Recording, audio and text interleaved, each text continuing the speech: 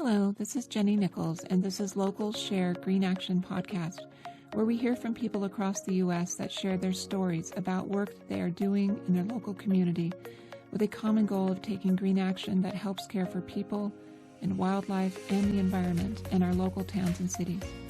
Our goal is that we might be able to learn from and inspire each other while we find our own solution-based action that lets us live meaningful, sustainable, eco-friendly lives while cleaning, protecting, and repairing the environment, and helping everyone meet the challenges of the COVID-19 pandemic world that we live in now. Today on our podcast, we have someone who started a nonprofit, which is an urban homestead and learning space dedicated to service, sustainability, and community uplift. Their work is guided by principles of permaculture and integral nonviolence. We are talking with Kyle Isacksen, the co-director of Be the Change Project. Kyle and his wife, Katie, started Be the Change in Reno, Nevada in 2011.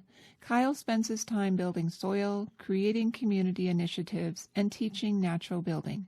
He's currently building a conventional green home, which will become part of a community land trust as permanently affordable housing. Kyle is a former science teacher and school designer, builder, and political organizer who grew up on a peninsula on Long Island. Welcome, Kyle. We are so excited to speak with you and find out more about your green action in the Northern Nevada community. Thanks, Jenny. Thanks for having me.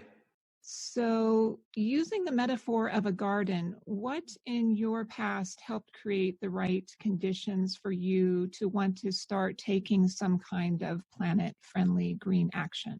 Well, I was fortunate enough to grow up in a really beautiful spot, surrounded by water with a nature preserve behind my house. So I had the opportunity to roam around a lot as a kid and pick things up on the beach and really get into nature in a really personal way.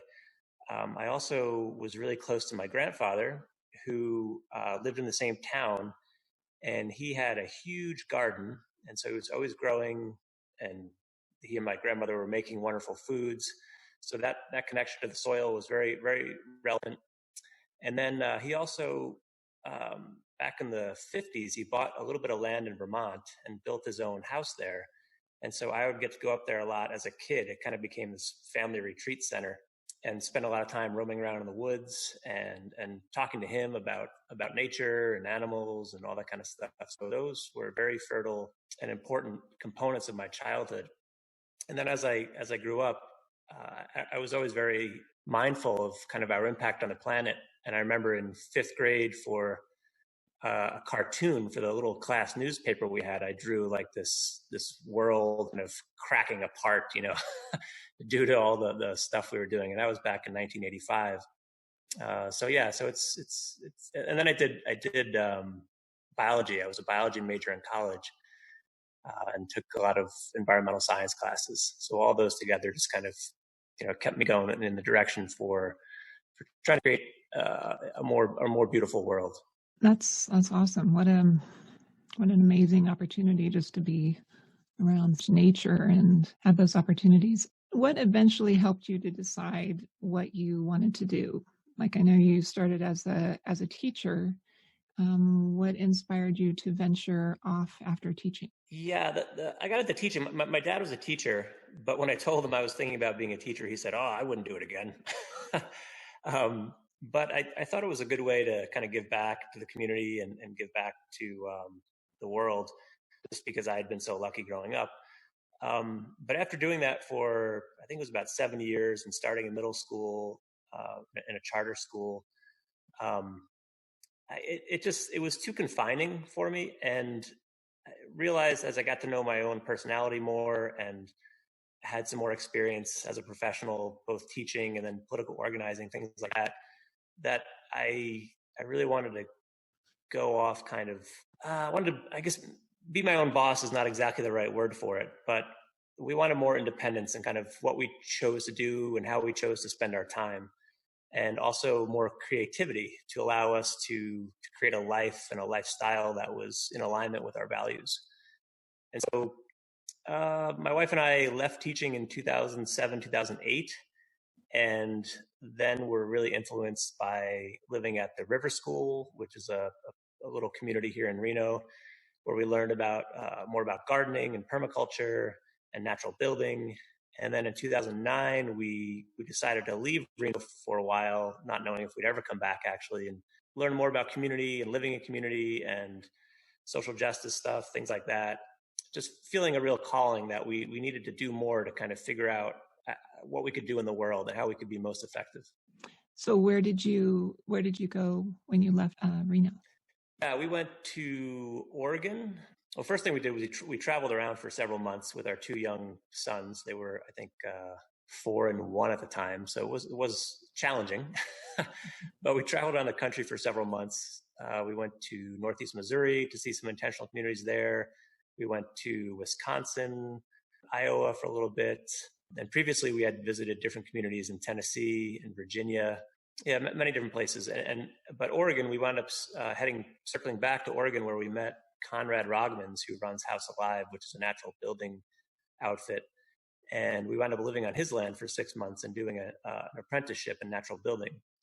Conrad and his ex-wife, Kalika, became really good friends of ours and really good mentors as well. So from there, we went to Northeast Missouri and lived at a place called the Possibility Alliance that was run by Ethan. Oh gosh, I'm forgetting his last name, but Ethan and Sarah. So we stayed there for about 7 months and actually built a big cabin. I can't remember where else. Traveled around a little more, but eventually came back to Reno. Decided, you know what, Reno is our home, and we want to go back to Reno and kind of take what we learned on the road and from the different experiences we had, and put it to use in a new project in Reno. So is that when you started the Be the Change project? Yeah, we got back in early, maybe it was like March 2011, and we knew we wanted to get a little piece of property kind of within the city, and we didn't have any money. We found a place, and the market was really crummy here at that point, so houses were cheap. And we found this kind of crumbling down house on a half acre, just 2 miles outside of downtown. And we were able to get it for $40,000. And all that money we were able to raise from friends and supporters. We kind of put out our vision for what we were hoping to create, and close to 200 people contributed, allowing us to buy the property. And that was huge because now we have no mortgage and we don't pay rent. So it really frees us up to kind of do what we feel called to do, in the neighborhood and with gardens and with teaching and actions, things like that. That's great. So when you started in the very beginning, it helped you kind of feel encouraged, like kind of get things going, like some of your beginning projects? Well, right away, like I said, we had a lot of help in financial help in getting the place, but then also so many people would come by and drop off materials because the house was just a disaster, or lend their expertise, or come by for a work day.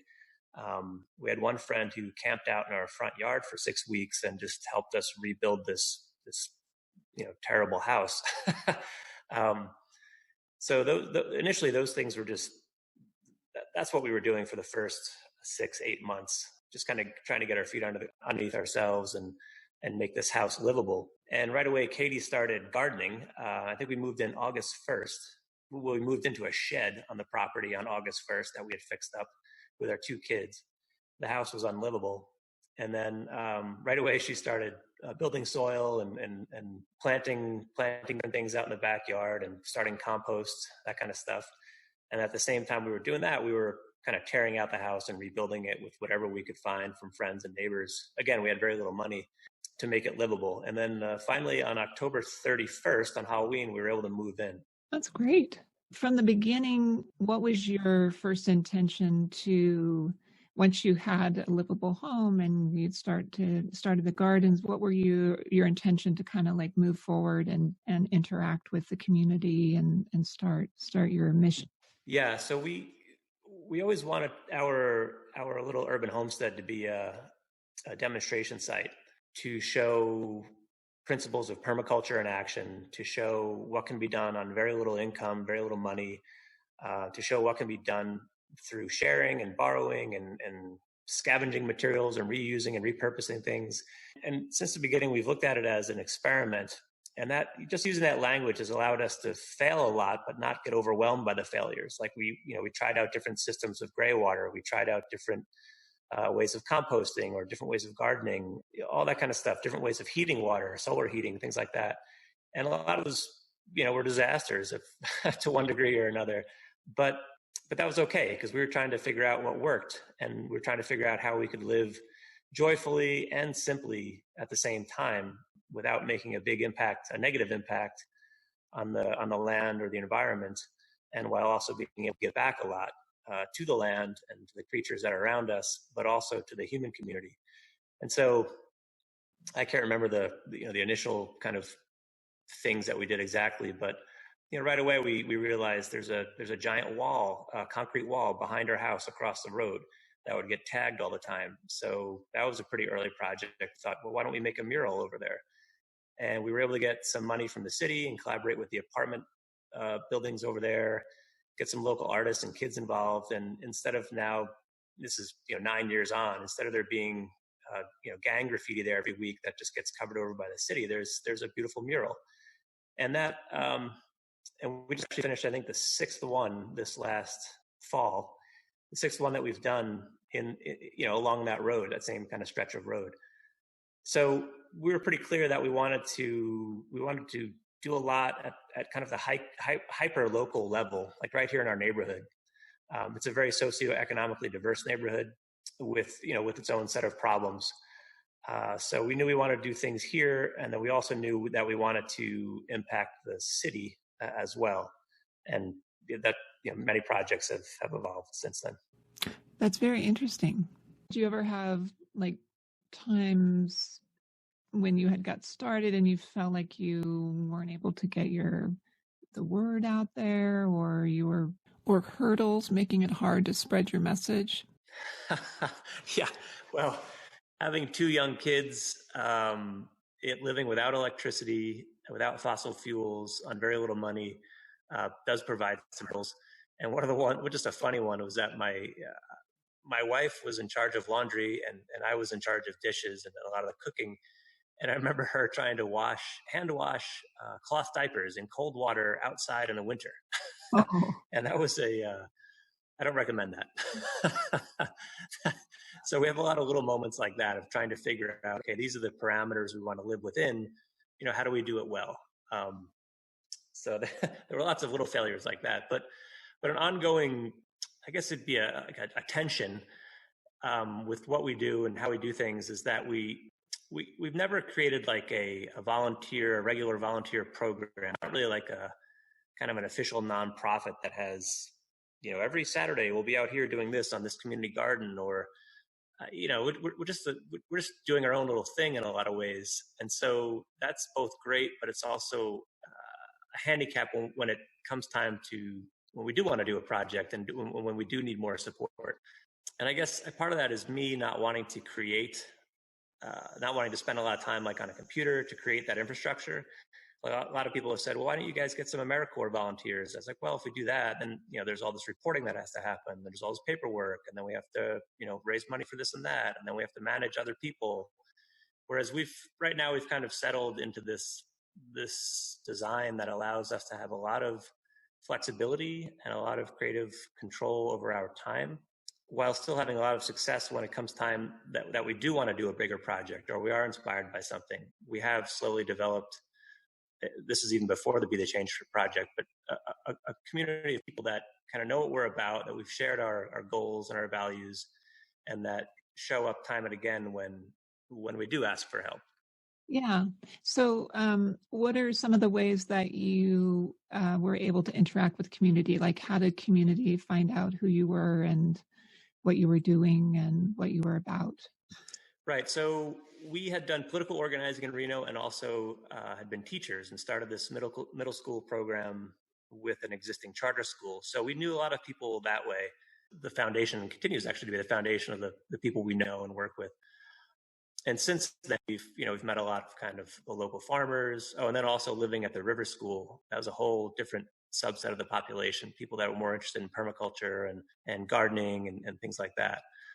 So it's almost like you're a part of a community that is within a community. Yeah, and we bounce around a lot. So we've done things like we had an opportunity to distribute like 15,000 articles of Patagonia clothing over a few years.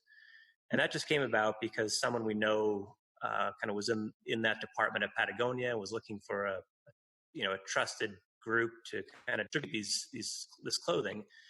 And so we said, yeah, we can do that.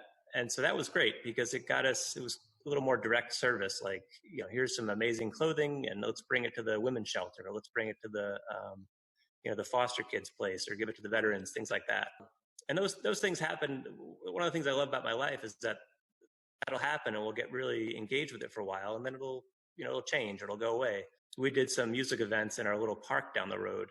And that was interacting with the city in different ways, and also with our neighborhood, like going out door to door, sharing with people like, hey, we're going to have these free concerts in July. Why don't you come out? There's a lot of different communities that we tap into. With the permaculture stuff, if there's something cool that we're doing that we'd like to share, we'll shoot an email over to the permaculture group and say, hey, you guys want to do a work bee over here? We're going to put in this little pond, or we're going to build the foundation for an earthen house. And then there's kind of a whole social justice side too. And these things are all interconnected, but we were able to go out to Standing Rock in 2016 with a small caravan and a lot of support, and loading up a big truck full of supplies. And so we kind of mix and mingle with different communities, depending on what's going on, like what the need is, or what's piquing our interest, where we feel called to move. But it's like you said in the introduction, we work in the realms of sustainability and service and community uplift, but they're all interconnected and they're all related. And if the overarching goal is to be part of creating a more just and beautiful world, I mean, that's, those all fall within those parameters. That's really amazing, all the things that you've done.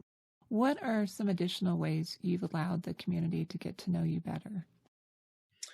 Well, I think one of the things is we've done quite a few tours of our place and had some open houses and things like that. So a lot of people come over and they get to see an alternative, like, oh, wow, this is an electricity-free and fossil fuel-free homestead, and it's working.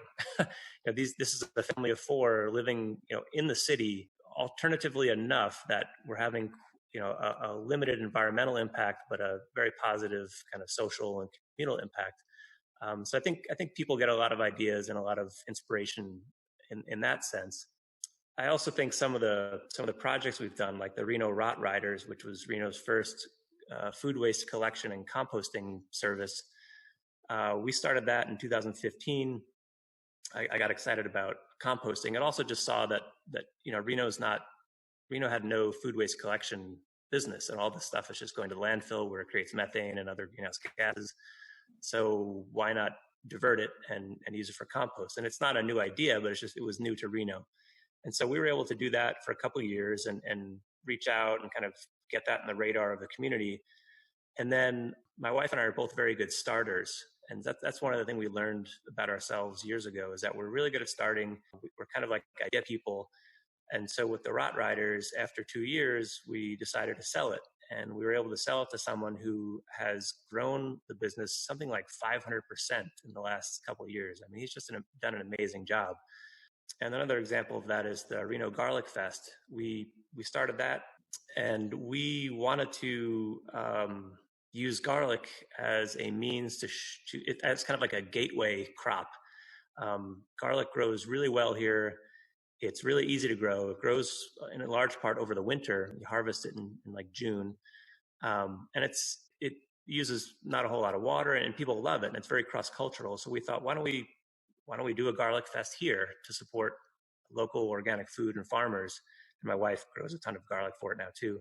And so we ran that. I think just the first year we did it ourselves, and then teamed up with Reno Food Systems the second year, and they've taken it over. So that's been a wonderful experience as well. Now that's one of their kind of premier things that they do, and they've got a very capable staff and group of people and who can help it grow, just like with the Reno Rot Riders, take it to kind of the next level. That's great. What are some of the other ways you've used activities to educate people in the community? Yeah, that's an essential part. I mean, everything we do involves teaching and sharing that. Um, yeah, when I was doing the route riders, I was speaking at very often at places. I was we were posting things around town, doing radio shows, things like that, or articles in the local weeklies. Same thing with Garlic Fest. Like, this is why we're doing it. This is what we're doing it. Here's why you should come and support it. Teaching is a huge part of what we do. We called our project the Be the Change Project because we feel that individuals have duty and a responsibility to take on confronting what they see as wrong in the world. And part of that is sharing what we do. So, be the change you want to see in the world and bring it to others. A lot of times we push the edges here and there with certain things, but we also don't want to alienate people.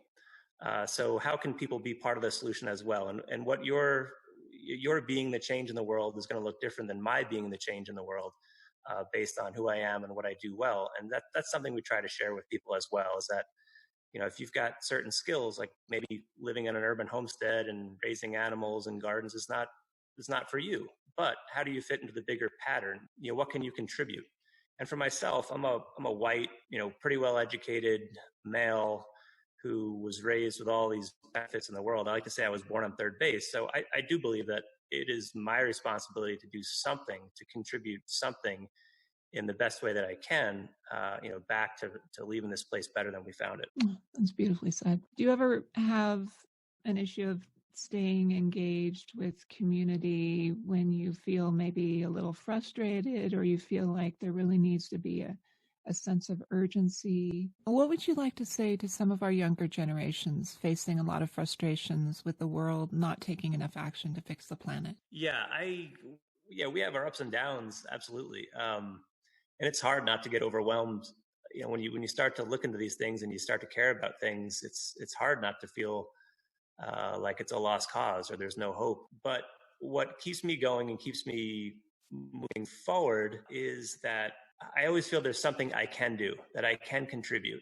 And like I said before, that it's just, what is that thing you can do? I don't just mean like bring your your recyclable bag to the supermarket. Push the edges, go farther, leap a little bit. That's something else I share a lot is you got to jump in, you got to jump out. Yeah, I get discouraged a lot. I don't know if, I'm sometimes very pessimistic about the kind of the world's future, but there's no way I'm gonna stop doing what I'm doing. I believe I have a moral obligation to try to do my part. We've got two young boys, and they're coming into the world now. One's 14, the other one's 11. And, we talk about this stuff. We talk about permaculture. We talk about the challenges that are facing our planet. We talk about how hard it is and what the scale is. And I know that, one family living off the grid inside of the city of Reno is not going to make one speck of difference. But I do know that if a lot of us are doing that does make a difference. And I like to share that there's this research done by Erica Chenoweth out of the University of Colorado, I think it was, or University of Denver. And she was challenged by someone who said, where do you think more change has happened, through violent means or through nonviolent means, like essentially through war or through, direct action or uprisings of people, nonviolent uprisings, things like that. And she just assumed, like, well, of course, more change happens through violence and through war. And then she started to research it, and she found out that not only was that wrong, but that it only takes about 3% of the people in any kind of given population to create great change. So that means if there's only 3% of the population is really engaged with, fighting climate change or, shutting something down, that can tip the scales. And that's not a lot of people. So things like that always give me hope. And that, whether it's a group of students or a group of old people, everybody can contribute. And if we can share some of the same language and recognize that a lot of us are working towards the same general good, whether the links and the interconnectedness of environmentalism and social justice and healthy families, things like that, they're all linked. So the more we can figure out our role, the more we can work together, the more of a chance we have of tipping these scales towards that more just and beautiful world. Beautiful. Well said. time that we're in right now, the times that we're in right now, COVID-19 and the virus and all of the changes that were going on in the world right now in the tail end of March 2020, what would you want your message to be? One of the things we try to do is kind of tighten our circles. Like, who do we get our food from? Who do we work with? Who do we have relationships with? And it's making these smaller and smaller circles. And it's not to be an isolationist or something, but it's to have relationships. And it's a lot easier to not care about a worker in Bangladesh, if I don't see the working conditions or I don't know them.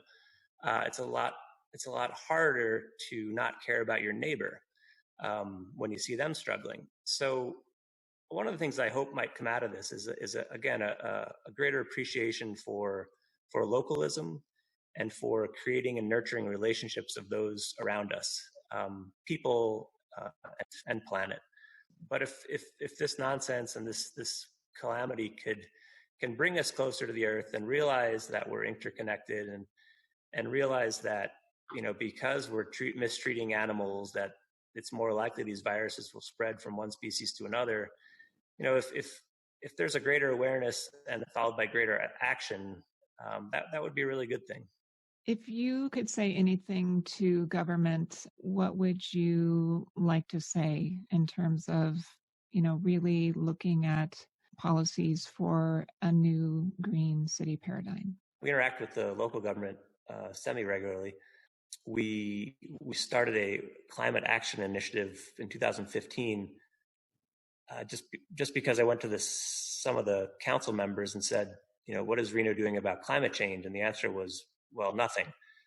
And since then, they've now got a city manager, or a sustainability manager, who's taken some of the stuff we put together and kind of run with it. The Green New Deal came out, whatever it was, a year or two ago, a couple years, I guess. And I love the idea of, a generation taking on these big problems. When we look back at kind of the Depression era and people, we have these stories or these models of like the, public works and this kind of mobilization by the United States to get out of the Great Depression. And there was a lot of engagement by the federal government and a lot of working together. I would love if we could have, how exciting would it be if from the top and then from all the cities said, hey, we're going to tackle this climate change thing. And we're going to look at like a book like Drawdown, which has whatever it is, 81 kind of areas to look at and say, hey, these are concrete things we can do.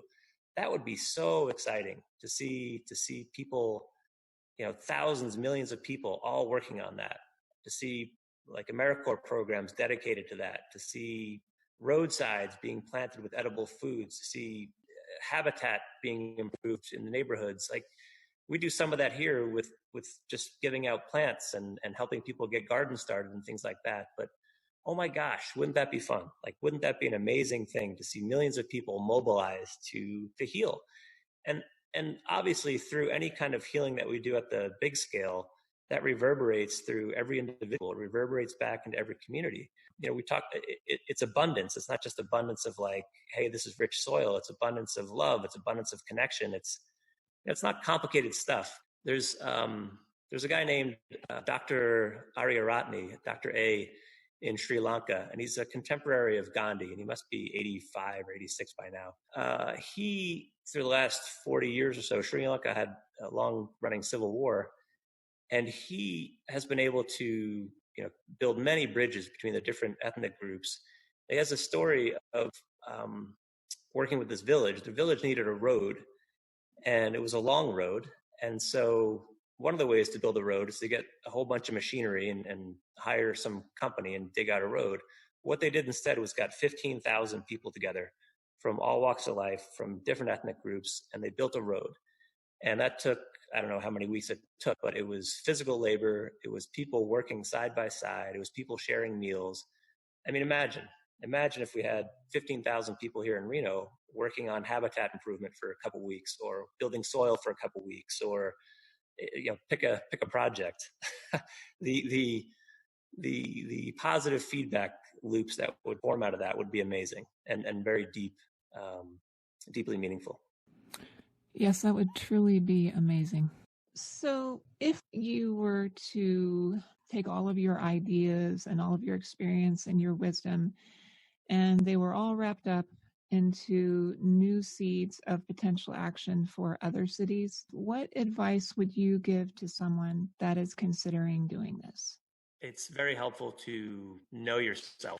Not an easy thing to do, but as my wife is my greatest partner, and the two of us working together, she's able to help me figure out what I'm good at, and likewise with her, and just that kind of personal development. Like, what are my triggers? What are my shadows? What do I do well? What should I stay away from? Those things are not easy to do, but it just makes you all the more effective when you're going about things. What do you feel passionate about? Where are your skills, and how can they this, what Joanna Macy calls the great turning? How do they fit into that? And then along with that, and this is not trivial, but it's to leap.